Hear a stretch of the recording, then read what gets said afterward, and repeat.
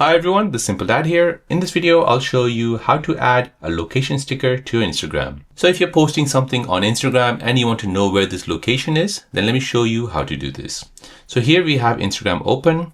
Go ahead and tap on your profile page and then tap on the plus sign or here plus to post a story. Tap on story. Go ahead and take a picture of the place where you are. Now next, go ahead and tap on the sticker icon. Here you need to find location. And now go ahead and give Instagram your location permission. So go ahead and allow it. Tap on location again. Now this will basically search all the nearby locations around you.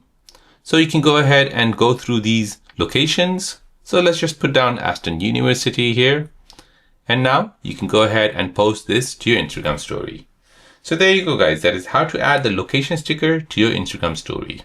If you're new on the channel and you want to find out more about your iPhone, your Android phone, or any other social media apps, then don't forget to subscribe to this channel to become a part of the Simple Dad community. Hit the like button if you find this video useful.